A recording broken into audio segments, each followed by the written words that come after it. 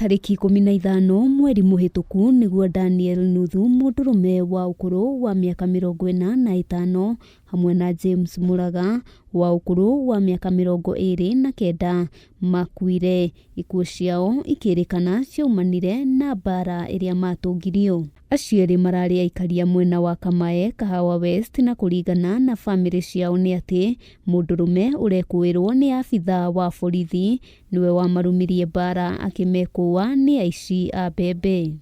Walipigwa akakufa peke yake hapo. Huyu mwingine huyu wa Kamae, huyu askari walienda wakakutana na yeye kabla wamemaliza kupiga Nuthu. Kukutana na yeye alikuwa na ngunia.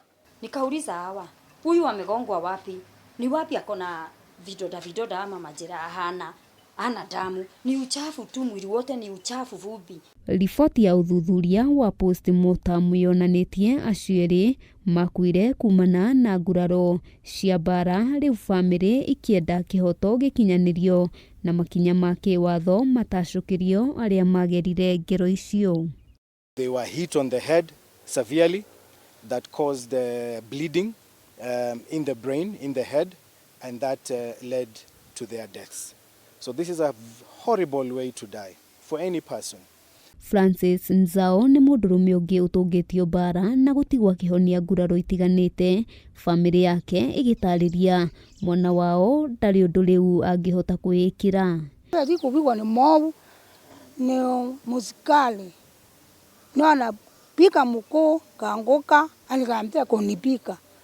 Saila anapika mkono, angisitia anapika kiswa, akanipika kwa mkono na vunjika. Nikamuuliza, aya kweli ni wewe ulimpiga? Ni wewe ulimleta?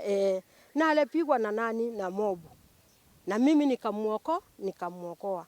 Ona kuri uguo gikundi gia gutetera ihoto cia muingi gia Voko Africa nikiuritie honge cia uthuthuria kuhanyukia mihango ya gukurana aria makuruhanite na ngero eno niguo makorwo makihingurirwo thitango. The pathologist confirmed that both victims had pepper and maize, in their stomachs, and that pepper and maize had not been digested, which means that they swallowed that just before they met their death. Family ici ona kuri uguo ni irikitie kwandikithia ndumiriri session-ini ya borithi ya Kasarani guku Nairobi. They were sons and they were fathers, and as you can imagine, the society at large is devastated by this loss. The families are calling for justice. The right to life is enshrined in the Constitution, and it does not end at the hands of police officers. Girifotera Kameme TV getwo wa Boi wa Juguna.